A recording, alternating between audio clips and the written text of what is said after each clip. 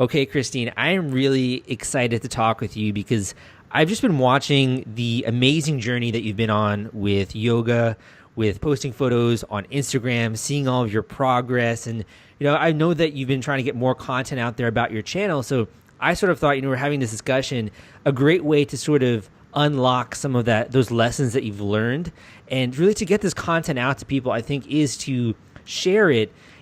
For me, having interviewed like lots of different people, I instantly saw all of this knowledge that you have in your head, and I really want to help you get out to it. So I hope that for those that are listening, you're going to get some advice and tips on yoga. You're going to learn how to apply yoga to your own life. You're also going to learn more about Krystine because she's an amazing individual. She's been writing for me for the last few years. She writes killer, comprehensive blog posts. She's done some product reviews for me, even done some podcasts with me. She's now a full-time freelancer, so she's familiar with working at home and all of these different things. So for you, you've also been doing some great work for me. So I also want to repay the favor. So thank you for having this convo with me. Maybe we can get started. You could tell people, where is it that you're hailing in from? Where are you located around the world? Thanks, Sal. I'm excited to share a bit about my yoga journey with you. I'm coming in from Ottawa, Canada right now. So pretty cold and snowy. It's also snowy here in Brooklyn, New York now. I can only imagine. What's the temperature like there? I'd say it's about minus 15 today, so not too bad. Minus 15, jeez. Yeah, we do Fahrenheit here. I think it's like 30 degrees, maybe 40. Yeah. So I want to get into, first I want to ask you, Krystine, for those out there who are just now thinking of like getting into yoga, I think it would really benefit if you could just share the story of how did you discover yoga? How did you get into it? How did you really begin to get involved in this hobby, which has now turned into a major part of your life? Yeah, totally. I love yoga now, but at first I was just doing like Jillian Michaels yoga workout videos, so they were like cardio and high intensity interval training and stuff, but she had one that was like yoga poses. And then whenever I wanted to quit smoking, I started to do like short 10-minute yoga videos to focus on the breath, and that's really what got me into like traditional yoga. And Jillian Michael videos, were these like Instagram videos? Was on YouTube? Did you buy CDs? DVDs, yeah. Okay. And you were sort of doing, I guess, for the fitness aspect at first? Yeah, I definitely wanted to like get toned and be fit. But it wasn't really for me. Like, I found the more high intensity stuff I could never stick with for very long. But whenever I started doing just short, like 10-minute yoga videos, eventually that wasn't enough. So I got into doing longer challenges that were like 30 minutes or so. So I think that's a really good place for beginners to start. You don't have to do an hour of yoga a day. Yeah, I mean, an hour is really intimidating, and that's a lot for high-intensity cardio or fitness. Like, why is it, do you think, that didn't stick? Do you think it was the duration? Do you think it was just difficult to follow? Why didn't that stick for you initially? It was fun, the videos. I did like doing them, but I found when I tried to do them too many times in a week, I'd just be too sore. Like, I don't feel like it's right for me. I think also like Jillian Michaels is from The Biggest Loser, so those are like lose 20 pounds in a month kind of videos, and it wasn't looking for. So I think I like that yoga is less intensity, but if you do 30 minutes a day, you will get toned like pretty fast. It's cool. You gain a lot of strength from it. Mm-hmm. So you sort of discovered yoga through this high intensity training. And then did you just start doing, Jillian Michael yoga videos, or did you look them up on YouTube? How did you find the exercises? Well, I started doing short ones on YouTube, like just for breathing and heart opening and stuff. And then I started following Yoga with Adriene. She's awesome on YouTube. And she does like 30-day challenges. So you do one video a day, and they can be from like 15 to 30 minutes. Yoga with Adriene. Okay, we'll have to include that in the description of this YouTube video so people can check that out. You also mentioned smoking. So I know this is something that's very difficult. I don't really have much experience with this. How long were you smoking cigarettes, and has yoga then caused you to stop smoking? Well, I smoked like half a pack a day from when I started slowly when I was like 15, and then through university, so around when I was like maybe 21-ish. And then I just got sick of it eventually. Obviously, it's not good for you at all, and it doesn't feel great. So when I started doing yoga was when I decided I really wanted to quit. And it does help a lot because I find when you're quitting smoking, you just feel like you need to take a deep breath. And yoga, like, that's a big part of yoga is controlling your breath and tapping into your breath. So I find that it does help you stay calm. So are you officially off cigarettes? Like, have you quit smoking, or you just quit the amount that you've been doing? I've quit. I've had like relapses, like brief ones, but I never get through like a pack without feeling like, no, this isn't for me anymore. Mm-hmm. How long has that been since you've quit the smoking cigarettes? I think it was like about 2 years ago, around when I found yoga. And 2 years? Oh, wow. That's so cool to me. And I know that, sharing something like that, a lot of people talk about smoking as sort of like a dirty habit or something they don't really want to discuss. But honestly, I think that by sharing that, and by sharing something that you really were struggling with, it's going to help a lot of people out there, other people that are trying to cope with habits or cope with negative things in their life. I really commend you for that, because I do also have negative things in my life I've been trying to overcome. What do you think with smoking, it's sort of the habit of like, I just need relaxation, like I just need instant to feel to get the nerves out or something like that. What do you think was drawing you to that? Yeah, it's just a habit. Like for me, like I don't smoke in the house, so it was a chance to just get outside for 10 minutes and like take a deep breath, even if the deep breath was really gross and like full of chemicals. But you just kind of get a chance to like think, and obviously the nicotine does something to you, like does away, but it's not really. With yoga, one of the things I've been trying to do more of, particularly in the last, I'd say, year and a half, is meditation.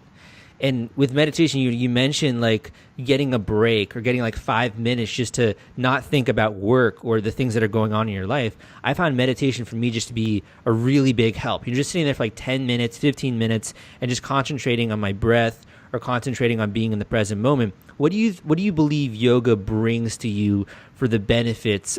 How does it help your stress, or how does it help with these things that originally, cigarettes were aiming to cure? I think it's definitely like tapping into your breath, and yoga and meditation do go hand in hand. So I do think it's a really great way to calm down and take a breath. But I also think like yoga is just a moving meditation, and it gives you it lets you release a lot of tension in your body. So you stretch and you relieve like a lot of things that you don't really know. Like you have a lot of tension in your muscles where you don't expect it, kind of. Mm-hmm. How many do you do then, like a morning yoga meditation and a nighttime? Do you do it in the afternoon? When do you usually actually do the yoga training sessions? I tend to change depending on kind of what season I'm in or how I'm feeling. Sometimes I do yoga in the morning, and sometimes I do it more at night. Or if I'm just as a freelancer sitting down and working all day, sometimes when I'm just feeling blocked, I'll like do a headstand and feel so. There's so many things going on in life, like working. You mentioned freelancing. That's something I know you're doing much more full-time now. We have so many stresses that we sort of deal with our own body, and a lot of muscular tension, a lot of mental tension. And just to even have that span of time in the morning, in the middle of the day, at night, where you can relax and sort of loosen up your muscles, I think people really underestimate the amount that they're stressed and tense. Yeah, for sure. Now, whenever I don't do yoga for a few days, like I feel it, like I need to stretch. So you definitely get used to it. One of the things that I personally noticed that at least put on my map, like you are serious about this, because we all have different hobbies. Like we go to the gym, we have different things we're doing, and they stick for like a month, and then you just kind of quit. Like it's not something we're serious about. You've been doing this for years now. Like you've been doing this month on month, posting videos on Instagram, really inspiring people that way. And I've been seeing your progress. Like you've been growing with strength and flexibility and calmness. Like you seem like a different person to a certain degree. What actually got you stuck? Like what got you continually doing this? Why wasn't this just a fad for you? Was it the challenges? What was it? I think it was really just seeing results, and like that's physically and mentally. Like I feel better, and I can do things that I couldn't do when I started. So like I've picked up a lot of hobbies over the years. I've tried to learn to play guitar or like different things, but it never stuck because I just never got better that quickly. But like with yoga, if you just practice like not even very long every day, you see results and you can do really cool things with it. So can you tell me the story of what it was like to first see those results? Like what was it like? Were you seeing more flexibility? Walk me through that story there. Yeah, you see more flexibility, and then even just like arm balances. Like if you've ever heard of crow pose, where you kind of just perched and like holding yourself up on your arms, basically. Like I have really weak wrists, and so just practicing that pose for like maybe half a year and eventually just being able to do it was really cool. And then just seeing there's just so many poses, and even like 2 years into it, there's so many more things that I can still learn. So that's exciting. You just don't get bored very easily. What did it feel like to actually experience making progress and being able to do some kind of a pose that you couldn't before, or seeing your strength building and toning your body? What did it feel like for that to happen? It's just really exciting and confidence boosting. I think like the things you learn on yoga, like when you do yoga, I think you can really apply to like daily life a lot of the time. So like just calmness and strength and flexibility, like all of those things just can be applied to different areas. Was there a way that you were actually tracking this progress, or was this just something you naturally noticed as you were going through these poses month after month? Well, I mostly started tracking my progress on Instagram, so I would film my practices or take pictures, and then you can always compare like a few months later and just see how much different the pose is, because you can't really always feel that or see that yourself, but if you have pictures, you can see the progress very easily. It's easy to see the before and after, and also you get some interaction like with your friends or with comments. Talk to me a little bit about that. How has this influenced other people in your life, or have you met other friends from doing yoga, or even your own friends that you've gotten into the practice? Yeah, I've gotten several friends into yoga just talking about it, and I've had a lot of people like who have chronic pain who've asked me to teach them yoga. So like about a year and a half into learning yoga, I went to do yoga teacher training, and I actually went with my friend Ashley, who got into yoga with me, so that was really fun. I just love sharing it, and I think that like almost anybody could use yoga in some way for something in their lives. So what changes have you seen in the other people that you've introduced to yoga, or the people you've met along the path?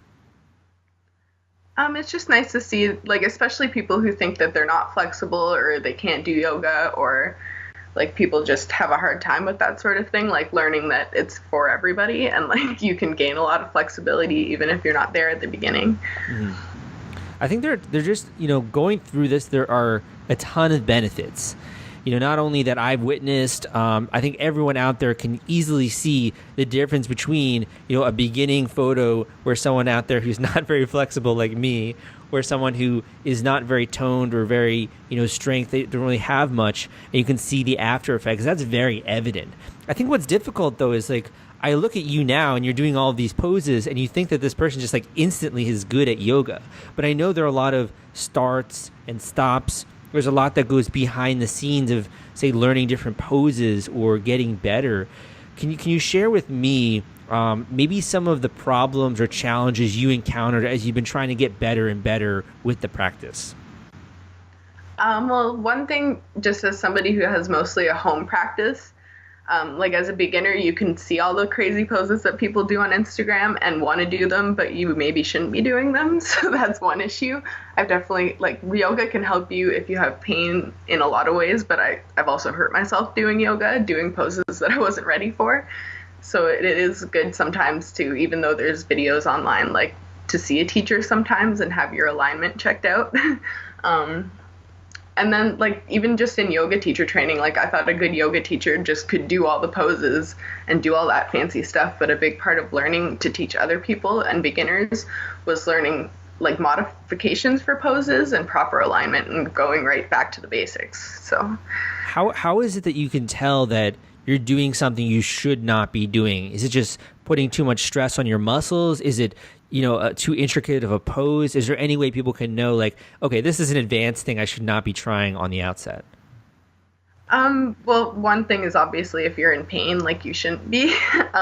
Like, sometimes a stretch is better, even if it's not as deep, to just do it in the right form and not go as deep and not hurt yourself. And then, gotta think for a second.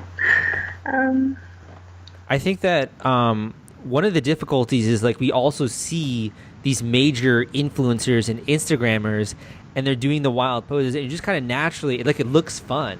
it looks like something you want to try. And it almost seems like it's more of something you have to kind of build up to.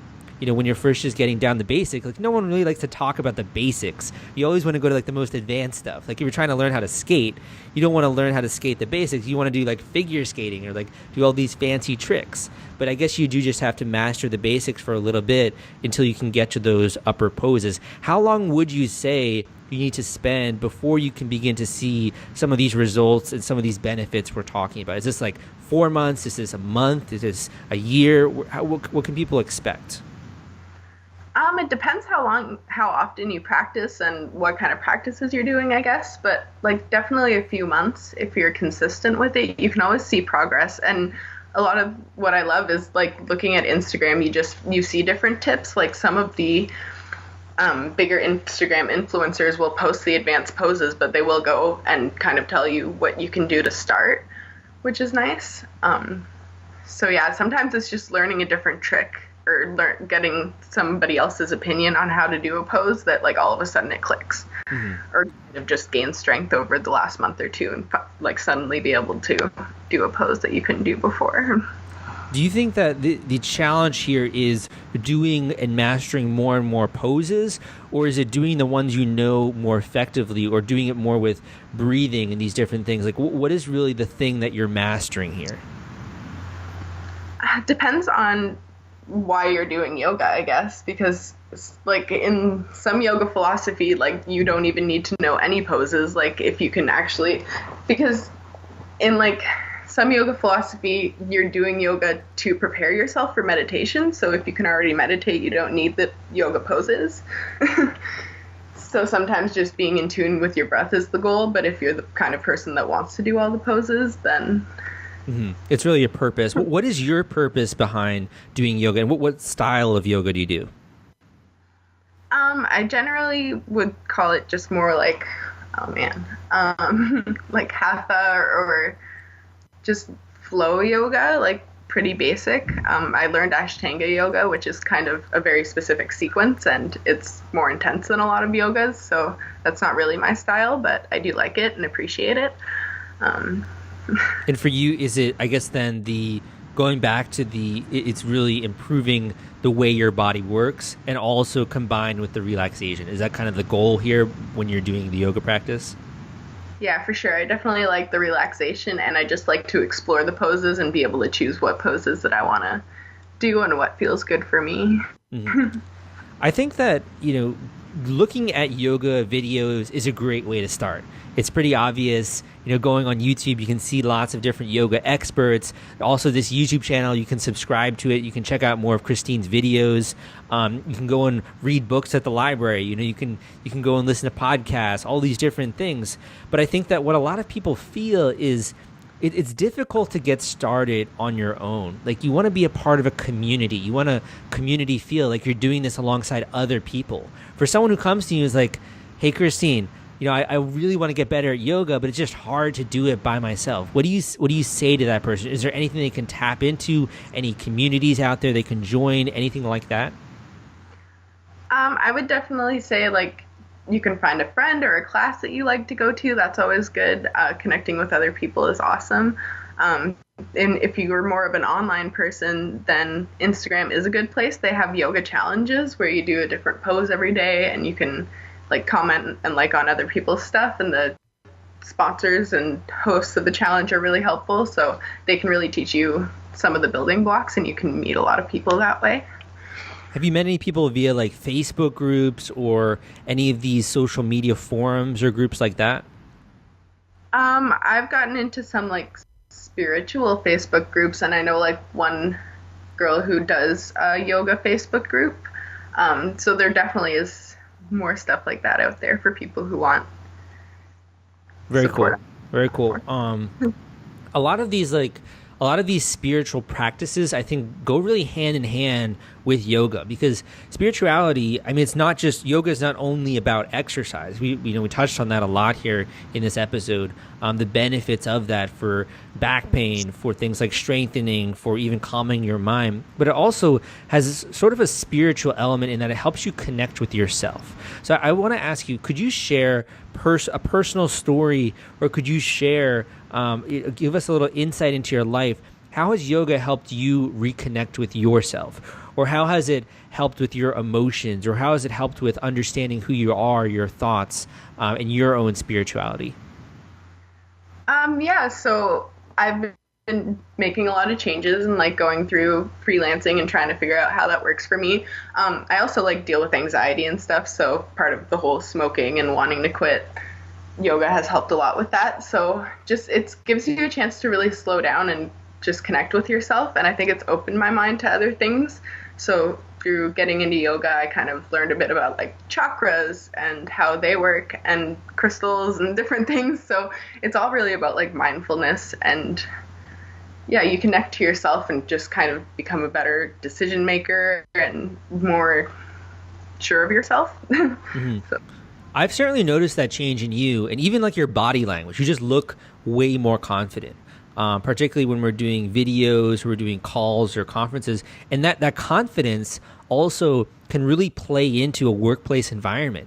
You know, if you're in a workplace environment, you naturally have to be someone who is confident, who's willing to speak out, who's willing to assert yourself. Even if you're in sales or something like that, you have to be willing to at least put yourself first in some degree. So to hear that, I think that's also a benefit outside of just your own personal life. I think that's really, really important. So you got into, you said chakras, and sorry, what was the other thing you were mentioning? I like crystals and gems, which also kind of like the colors of them match the chakras. So it's just an interesting way to work. What is it that you actually, that you enjoy about that, or what does that help you with, or what do you like about it? Well, just I find it's a different kind of like philosophy as somebody who's not super religious. It's just a way to kind of connect with yourself and something kind of bigger. Yeah. and even just connecting with the emotions you're feeling, and really what it is that the life you want to lead, you know, and maybe having things like more balance, or having things like going with the flow more, or understanding the various influences in your life. You know, a lot of religion, a lot of philosophies out there, like, while it's great that they have this structure of rules, a lot of it is a reflection on yourself. And you sort of see, oh, like I'm gravitating towards this philosophy because I need to go with the flow more, or because I need more relaxation. I certainly see that with myself. The things I gravitate towards are usually the things that deep down inside I'm kind of craving, or that I really want more of this in my life. Does that make sense? Yeah, totally. I really agree with that. Yeah, I've been kind of gravitating towards that stuff too, and just figuring out what you want. And like I'm into like the law of attraction, so just the kind of thoughts and vibes you put out there is kind of what you attract. So I find that's a lot of what yoga and meditation and stuff brings you. I think too, I don't really want to. We don't want to impose, you know, our philosophies on anyone. It's really cool whatever religion you support or whatever spirituality you follow. That's amazing. I do think that just even having some component of spirituality, or having some component of religion, or anything like that, what it helps you do is it just helps you maintain a strong mindset and a sense of groundedness. You know, whether or not it's objectively true, or, you know, we can't, obviously, it's more of a belief. You can't like scientifically verify these things. It helps you lead a better life, and it helps you with your daily mindset. I think that's really important. Yeah, I think that's a good point. Like, I've been taking things that I've been getting into with a grain of salt and kind of doing it slowly, because obviously I didn't really expect to get into all of this through yoga. But like, I also have a fiance, and I'm like, I'm not going to try and push this on you. If you don't want to hear about all the weird stuff I'm into, like, that's fine, as long as you can accept it. So it works really for us. So. Yeah, I totally feel that also. My girlfriend, I'll tell her, you know, this is a really weird thing I'm going to share, like this personal development thing, or this self-improvement thing, but just be aware of that. Like, take this with a grain of salt, because otherwise, you know, it can sound crazy in these different things. Because so everyone has their own beliefs, everyone has their own spirituality, and then these different things. And obviously, objectively looking at it and approaching it with a grain of salt is always a good idea, because you never know the types of people that are out there. So Krystine, the last two questions I have for you here are, so going forward, what is it you really want to do? Like, what is it that you want to spread? What information or values you want to share with this channel? What do you want to tell people when it comes to this new thing you've discovered that has really changed your life? I just want other people to know, like, if they're going through a hard time or trying to quit a vice or suffering with pain they don't need to suffer with, that yoga is an availability. Like, it's something that they can do, and it's not hard, and you don't need to be flexible to begin with. You can just start small and see, like, a lot of changes in your life. So I think I just want to share that because it's changed my life a lot. Awesome. And you have a great video already up on your channel going through like a very basic yoga practice to help for a healthy spine and to help alleviate back pain. What other videos can people expect? Are you going to be doing more poses? You're going to be sharing more of your story or tips? What kind of stuff do you want to upload on your channel? I want to bring a mixture of stuff. So obviously I'm into flows. So I want to teach different kind of flows for different things. So whether you just need something to help with stress or you want a heart opening flow, 'cause heart opening and back bending poses can feel really great. So that sort of thing. And then maybe tutorials for different poses. I'd like to do a crow pose tutorial, just different things that people can learn to do. And I'd like to share my story too, just how yoga's affected me and what I'm doing. Awesome. We also invite anyone who's listening to this podcast, go and leave in the comments any poses that you would like to see, any questions that you have, and even to share your own yoga story, you know, why it is that you're interested in yoga, what you're hoping it's going to do for you. We'd invite all of that as a comment down below. And of course, take a second to subscribe to the channel, give an upvote if you want to see more videos like this. This is a totally new format that we're doing now, this sort of conversation podcast style, but I really wanted to interview Krystine. She knows a ton of stuff. She really undersells her stuff. You really have made an amazing change here. And you've not only quit smoking, you've improved your flexibility, you've improved your confidence and your mindset. And I just want to help you bring that to more people. So thank you so much for having the convo with me. Yeah, thanks for having me on.